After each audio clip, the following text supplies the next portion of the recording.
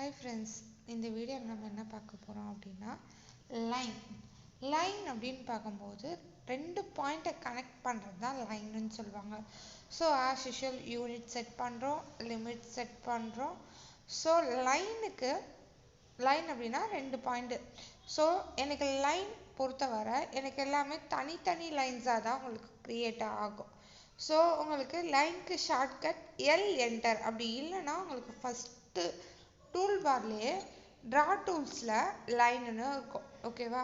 So லைனுன்னு நான் கொடுத்துட்டேன். இப்போது இது ஸ்ட்ரைட் லைனாக வேணும் அப்படின்னா F8 அப்படின்னா auto on and half. So அதுதான் ஸ்ட்ரைட் லைனுக்காக கொடுக்குறது. ஸோ இதில் மொத்தம் 2 இருக்குது. ஒன்று என்ன அப்படின்னா க்ளோஸ், இன்னொன்று அண்டு. க்ளோஸ் அப்படின்னா எனக்கு ஆட்டோமேட்டிக்காக ஃபுல் அண்ட் ஃபுல் க்ளோஸ்ட் ஆகிடும். ஓகேவா? இப்போ நம்ம இதுவே F8 நம்ம திருப்பி ஆஃப் பண்ணோம் அப்படின்னா எனக்கு அன்இவனாக கிளம்பும். அன்இவன்னா எனக்கு ஒரு 45 டிகிரி ஆங்கிள் 30 டிகிரி ஆங்கிளுக்கு கொடுக்கும். இப்போ நான் க்ளோஸ்ன்னு கொடுத்தோன்னா முன்னாடி க்ளோஸ் ஆகிடுச்சா. இப்போ அண்டுன்னு நான் கொடுக்குறேன். இப்போ நான் தனியாக இன்னொரு ட்ரா பண்ணுறேன். லைன் பிக் பண்ணிக்கிறேன்.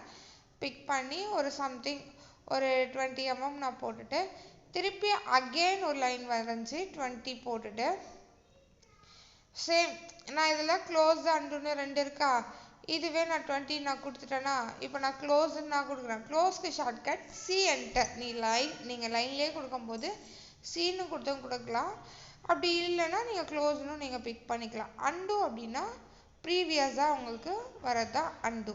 இதில் ஏதாவது டவுட்ஸ் இருந்தால் கமெண்ட் பண்ணுங்கள். கமெண்ட் செக்ஷனில் பார்க்கலாம். Thank you all.